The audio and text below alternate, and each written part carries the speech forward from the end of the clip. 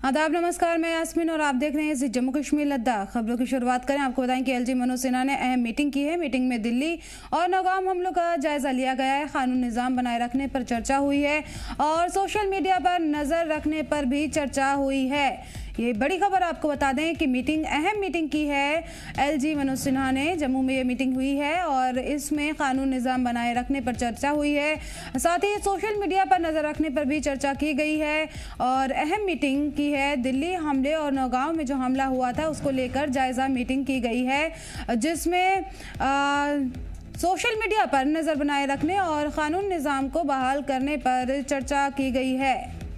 अहम मीटिंग हुई है। एलजी मनोज सिन्हा की सदारत में यह मीटिंग की गई है, जिसमें तमाम तर अफसरान भी शामिल हुए। एलजी मनोज सिन्हा ने अहम मीटिंग की। मीटिंग में दिल्ली और नौगाम हमलों का जायजा लिया गया है, कानून निज़ाम बनाए रखने पर चर्चा हुई है, साथ ही सोशल मीडिया पर नज़र रखने पर भी चर्चा की गई है। इस मीटिंग में एलजी मनोज सिन्हा की सदारत में अहम मीटिंग हुई है, जिसमें कई अहम अफसरान शामिल हुए। दिल्ली में जो हमला हुआ उसको और नौगाम हमले को लेकर इस मीटिंग में चर्चा की गई है और कानून निज़ाम को बनाए रखने के लिए भी चर्चा की गई है मीटिंग में। इसके साथ ही सोशल मीडिया पर नज़र रखने को लेकर भी चर्चा इस मीटिंग में की गई है। एलजी मनोज सिन्हा ने मीटिंग की है। मीटिंग में दिल्ली और नौगाम हमलों का जायजा लिया गया है। कानून निज़ाम बनाए रखने पर बढ़ चर्चा हुई है।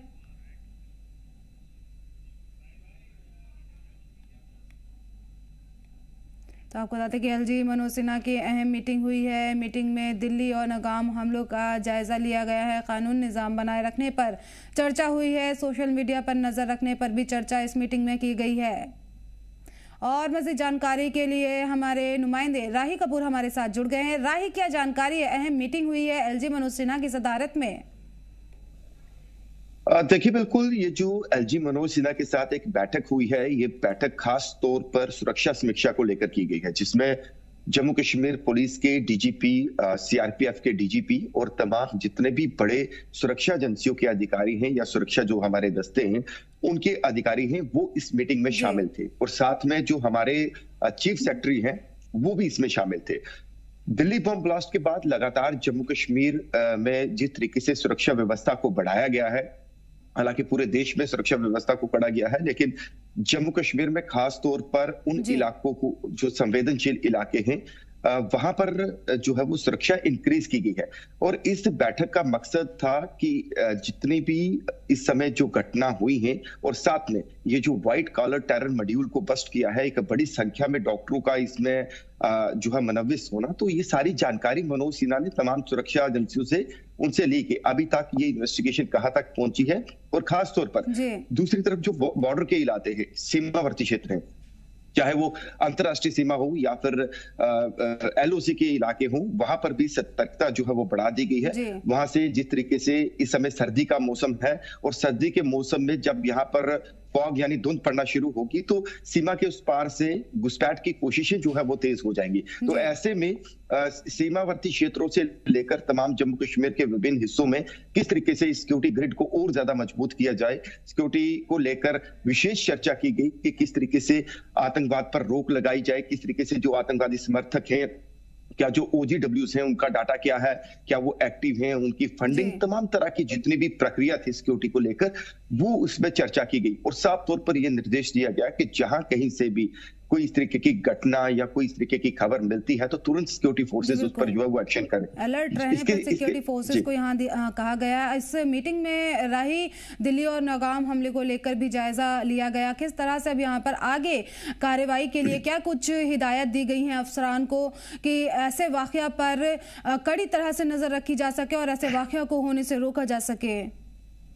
बिल्कुल यास्मीन, जिस तरह से दिल्ली बम ब्लास्ट हुआ था और उसके बाद दिल्ली के बाद ठीक नौगाम में कुछ दिन के बाद वहां पर जो है एक बड़ा धमाका पुलिस स्टेशन के अंदर हुआ था, तो ये दोनों चर्चा का विषय है। सब लोग मतलब पूरे देश को एक सदमा सा था कि एक इतनी बड़ी त्रासदी जो है वो हुई है। एक तो इन आतंकवादियों ने दिल्ली दहलाने की कोशिश की, देश की राजधानी में इतना बड़ा अटैक करने की कोशिश की। दूसरा, नौगाम में भी इस तरीके से जो बाद में बताया गया कि एक एक्सीडेंटल ये ब्लास्ट था, तो कहीं ना कहीं एक झटका लगा था। लेकिन उन सब चीजों को मॉनिटर करते हुए, देखते हुए, उन सब एविडेंसेस को, उन सारे डाटा को कलेक्ट करते हुए, इन्वेस्टिगेशन को आगे बढ़ाते हुए सिक्योरिटी फोर्सेस को ये हिदायत दी गई है कि इन सारे मामलों पर आप नजर रखिएगा कि जो दिल्ली ब्लास्ट को लेकर जहां जहां तार जुड़े हैं, खासतौर पर इसका एक जो मुखिया था दिल्ली ब्लास्ट का, जो मेन एक्यूज जिसने ये पूरा षड्यंत्र रचा था, और उसके साथ में एक पूरा नेटवर्क था, तो देश के विभिन्न हिस्सों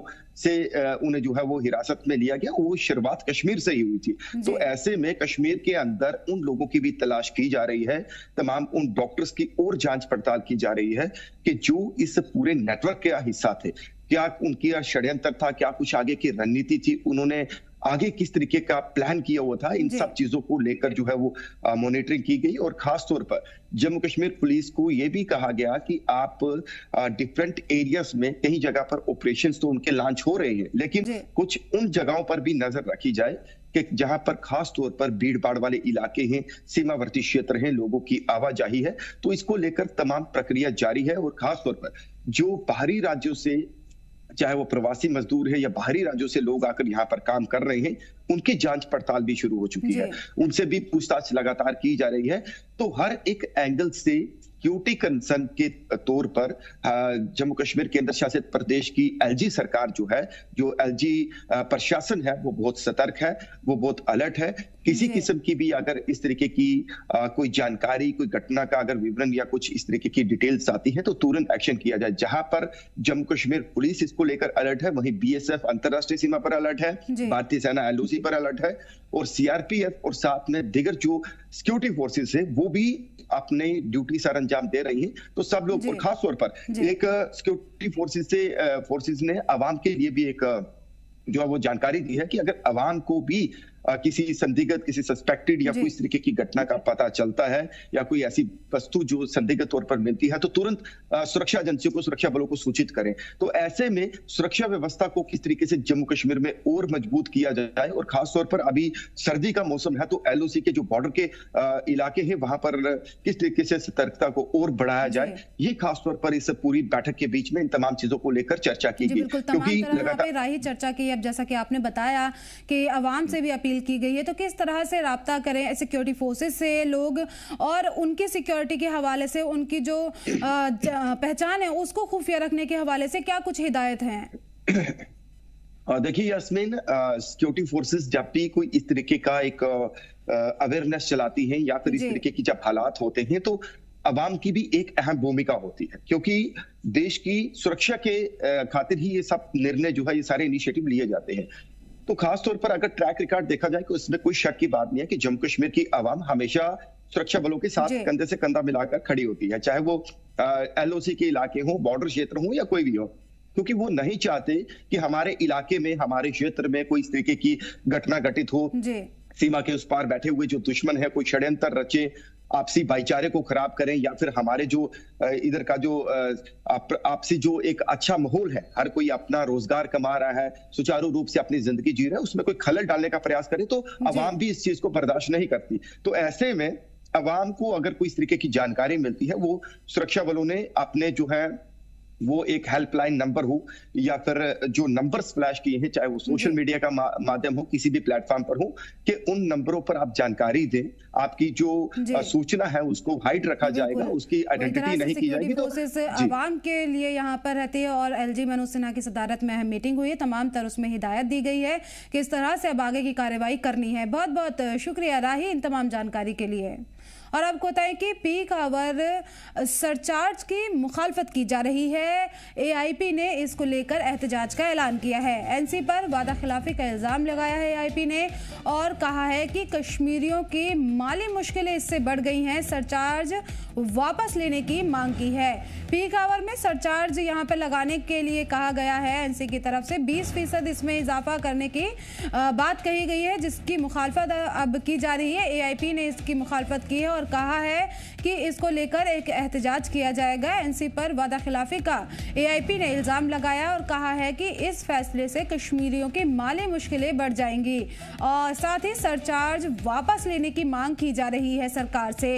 ये बड़ी खबर आपको बता दें कि पीक आवर सरचार्ज की मुखालफत की जा रही है। एआईपी ने इसको लेकर एहतजाज करने का ऐलान किया है और एनसी पर इल्ज़ाम लगाया है वादा खिलाफी का और सरकार के खिलाफ कहा है कि सरकार के इस फैसले से कश्मीरियों की जो माली मुश्किलात हैं उसमें इजाफा हुआ है। पीक आवर सरचार्ज की मुखालफत हो रही है। एआईपी ने इसकी खिलाफ में एहतजाज का ऐलान किया है। एनसी पर वादा खिलाफी का इल्ज़ाम लगाया गया है। कश्मीरियों की माली मुश्किलें बढ़ी हैं, उनका ऐसा कहना है और सरचार्ज वापस लेने की मांग की जा रही है। एआईपी ने ऐलान किया है एहतजाज का। सरचार्ज जो मामला है, पीक आवर में सरचार्ज जो बढ़ाया गया है, इसको लेकर मुखालफत की जा रही है। एआईपी ने कहा है कि हम एहतजाज करेंगे और सरकार से सरचार्ज वापस लेने की मांग की है। नेशनल कॉन्फ्रेंस की तरफ से जो नया एक प्रपोजल सामने आ रहा है कि वो ये है कि बिजली बिल में इजाफा, हम इसकी पुरजोर अल्फाज में मजम्मत करते हैं और इसके खिलाफ मज़ाहमत करने के लिए हम हर तरीके का जमहूरी रास्ता जो होगा वो हम इख्तियार करेंगे। अगर हमें खामोशी से सड़कों पर भी आना पड़े उसके लिए भी हम तैयार हैं।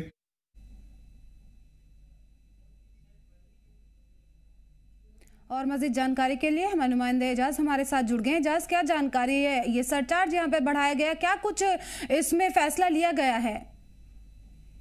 जी यास्मीन, अगर बात करेंगे जो पूरी वादी जो इस वक्त है वो गुप्त अंधेरी में होती है, तो खासकर जो मुश्किलात होती है बिजली का, यहाँ पे जो अक्सर देखा जाता है जब भी यहाँ पे मौसम सरमा शुरू होती है तो यहाँ पे बिजली की हाहाकार हो जाती है, चाहे वो गाँव की बात करें या देहातों की बात करें या शहरों की बात करें।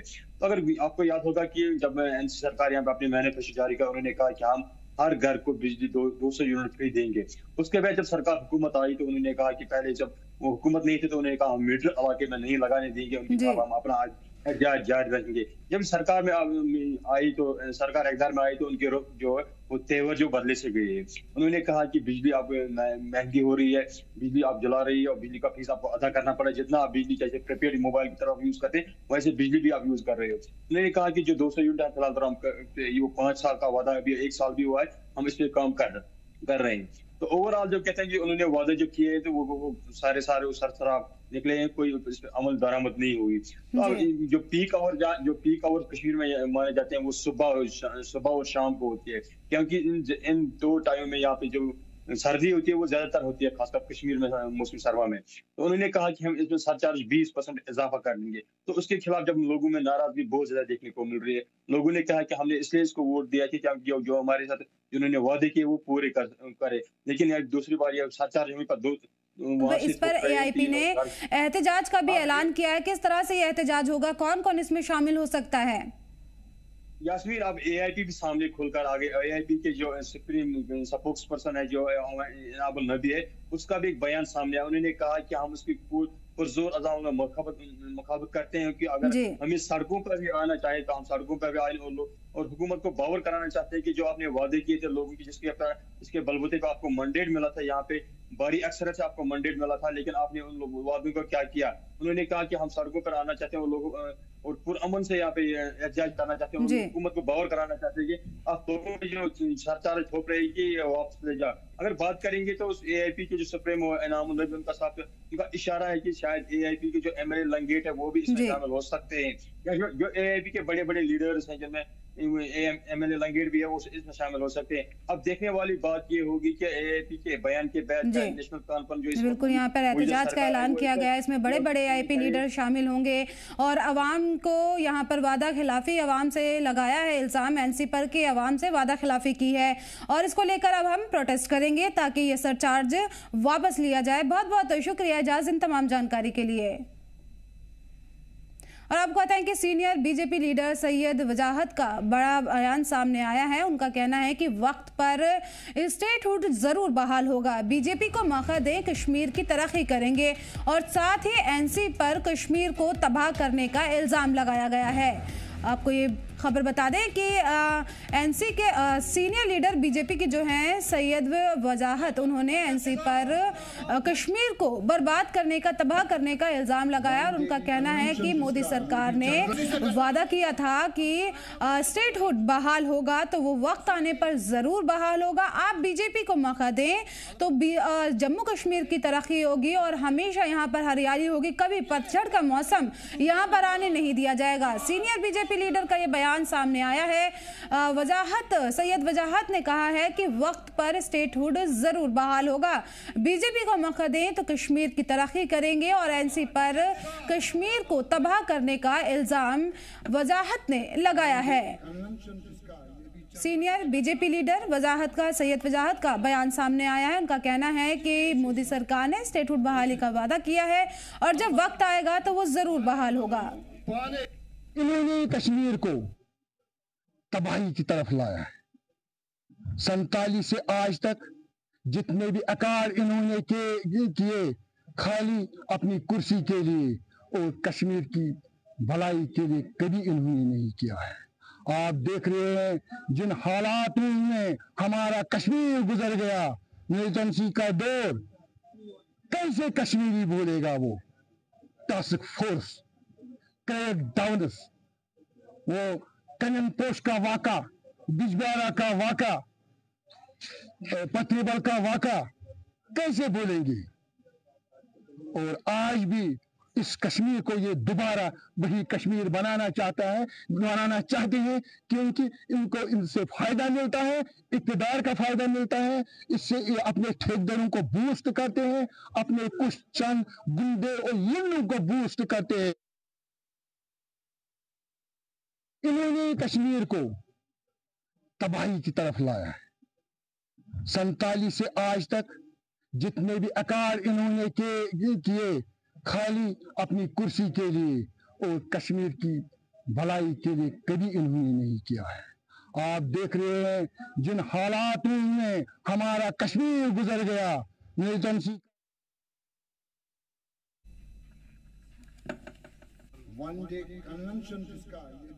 और मज़ीद जानकारी के लिए हमारे नुमाइंदे जुनैद हमारे साथ जुड़ गए हैं। जुनैद, क्या जानकारी है? अहम बयान ये सामने आया कि वक्त आने पर स्टेटहुड बहाल करेंगे, किस तरह से अब इस बयान को देखा जा रहा है?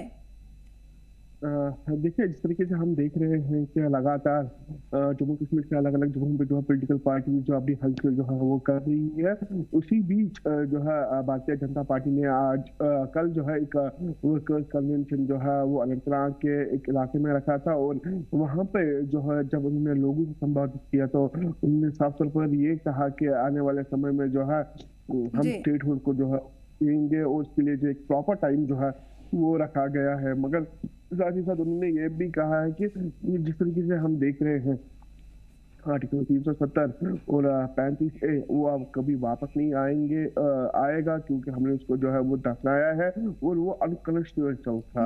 और इसके लिए जिस तरीके से हम देख रहे हैं कि सेंट्रल गवर्नमेंट की अगर हम बात करें, सेंट्रल गवर्नमेंट ने भी ये कहा कि वो आर्टिकल 370 कभी वापस नहीं आएगा, मगर जो स्टेटहुड है, स्टेटहुड जो है वो हम जम्मू कश्मीर को देंगे, उसके लिए एक प्रॉपर टाइम जो है वो रखा गया है। जब यहाँ पे जो शांति व्यवस्था होगी वो जब हमें लगेगा कि नहीं यहाँ पे शांति व्यवस्था हो गई है तो तब हम जो है स्टेटहुड जो है वो जम्मू कश्मीर को जो है वो देंगे। क्योंकि आपको पता ही होगा 2019 से पहले जम्मू कश्मीर एक स्टेटहुड था और 2019 के बाद यानी आर्टिकल 370 और 35 हटाने के बाद जो है जम्मू कश्मीर को जो है यूनियन टेरिटरी जो है वो बनाया गया है। मगर अब जो है यहाँ लोग जो है डिमांड करते हैं कि नहीं हमें जो है वापस ही जो है स्टेटहुड चाहिए। डिफरेंट पॉलिटिकल पार्टीज की बात करें वो भी यही चाहते हैं कि हमें स्टेटहुड जो है वापस चाहिए। और ये सभी जो बातें हैं ये कल जो है भारतीय जनता पार्टी के जो सीनियर लीडर है सैयद वजाहत, उन्होंने कल बात की, जो बताया कि हम जो है स्टेटहुड जो है वो देंगे। मगर जिस तरीके से हमने देखा कि लोगों को रुझान जो है काफी देखने को मिल रहा है, पॉजिटिव जो है वो देखने को मिल रहा है, क्योंकि इनको खाली ये लगता है कि भारतीय जनता पार्टी जो है वो ग्राउंड पे काम करती है, लोगों तक पहुंचती है और लोगों तक जो है सेंट्रल स्कीम्स जो है वो पहुंचाती है, उनको बताती है किस तरीके से आपको इन स्कीम्स का जो है वो लाभ उठाना है। वो सब कोशिश जो है भारतीय जनता पार्टी के जो वर्कर्स है, जो ग्राउंड में काम करते हैं, वो ज्यादा, क्योंकि सेंटर की बहुत अच्छी स्कीम्स है, चाहे हम हेल्थ के रिलेटेड अगर हम बात करें, एग्रीकल्चर के रिलेटेड अगर हम बात करें, या बाकी जितने भी डिपार्टमेंट्स के उस रिलेटेड जो जितनी भी स्कीम्स आते हैं तो वो हम नीडी और पुअर पीपल तक पहुंचाते हैं, हम लोगों तक पहुंचाते हैं जिनकी इसकी जो अशुद्ध जरूरत है। बीजेपी की तरफ से ये बयान सामने आया है, बीजेपी के सीनियर लीडर की तरफ से कहा गया है कि स्टेटहुड जरूर बहाल होगा लेकिन वक्त आने पर यहाँ पर बहाल किया जाएगा। और साथ ही उन्होंने पीएम मोदी के कामों की भी तारीफ की और एनसी पर निशाना साधा। अब देखना होगा किस तरह से इस पर रद्द अमल एनसी की तरफ से आता है। बहुत बहुत शुक्रिया जुनैद इन तमाम जानकारी के लिए। और आपको बताएं कि कटरा के देवी पार्क बाणगंगा रोड पर गांधी शिल्प बाजार का शानदार इफ्तिताह किया गया है। चीफ गेस्ट माता वैष्णो देवी असेंबली के एमएलए बलदेव राज शर्मा ने ट्रेडिशनल मेथड से नुमाइश की शुरुआत की और प्रोग्राम में हैंडीक्राफ्ट डिपार्टमेंट उधमपुर के डिप्टी डायरेक्टर अंबिका संबयाल समेत दीगर अफसरान मौजूद रहे। बाजार में 39 स्टॉल लगाए गए हैं जहां जम्मू कश्मीर, बसोहली, दिल्ली, हरियाणा समेत कई जगहों के कारीगर अपने हैंडीक्राफ्ट सामान की नुमाइश कर रहे हैं। ये नुमाइश 27 नवंबर 2025 तक चलेगी। मिनिस्ट्री ऑफ टेक्सटाइल के द्वारा एक बार फिर नगर कटरा में प्रदर्शनी का आयोजन किया गया है। मैं आपको दिखाऊं तो यहाँ पे तमाम अलग अलग चीजों को लेकर प्रदर्शनी लगाई गई है। खास तौर से अगर मैं बात करूं तो यहाँ पर रजनी देवी के द्वारा वो काउंटर यहाँ पर लगाया गया है, इसमें हाथ से बनाकर चीजों को है वो बाजार में रखा गया है। और सबसे पहले मैं आपको ये बताऊं तो ये हमारे यहाँ पर इसे डोगरी की अगर मैं बात करूं तो डोगरी लोग जो है वो काफी ज्यादा इसे लोकप्रिय भी करते हैं, क्योंकि ज्यादातर सामान जो है ये हाथ से बनाया जाता है यहाँ पर। इसी के साथ साथ अगर मैं बात करूं तो कश्मीर के भी शॉल्स की अगर बात की जाए, कश्मीरी आर्ट की बात की जाए तो कश्मीरी आर्ट आज के दौर पर भारत ही नहीं पूरे विश्व में प्रसिद्ध है। चाहे वो पश्मीना की बात हो या फिर कश्मीर के ड्राई फ्रूट की ही बात की जाए तो जितनी तारीफ की जाए उतनी ही कम होगी। पर मैं आपको सबसे पहले बात करूं तो डोगरी कल्चर की ओर में ले जाऊं, क्योंकि हम बात करेंगे और जानने की भी कोशिश करेंगे। आप कहाँ से हैं? मेरा नाम रजनी देवी है, मैं डिस्ट्रिक्ट जम्मू और विलेज कैरी की रहने वाली हूँ, ब्लॉक मथवार से रहने वाली हूँ। हम ये घरास का काम करते हैं। ये हमारा पुराना डोगरा कल्चर है, इसको हम जिंदा रखने के लिए तो आजकल की औरतें तो वैसे यहाँ निकलती नहीं है, बट हम कुछ औरतें हैं जो ये काम डोगरा कल्चर को अभी हमने ये सामने लाया हुआ है। बिल्कुल, यहाँ पे अगर मिनिस्ट्री ऑफ टेक्सटाइल की बात करूँ तो कितना ज़्यादा सहयोग रहता है डिपार्टमेंट के द्वारा आज के दौर पे, जहां महिलाएं घर से नहीं निकलती थी और आज के दौर पर आप प्रोडक्ट्स बनाने के साथ साथ मार्केट में आकर इसे सेल भी कर रही हैं। हमें मिस्टर टेक्सटाइल का थैंक यू भी बोलना चाहते हैं। हमें बहुत अच्छा, मतलब कि जैसे एक दिन का हमें 500 रुपये भी मिलता है।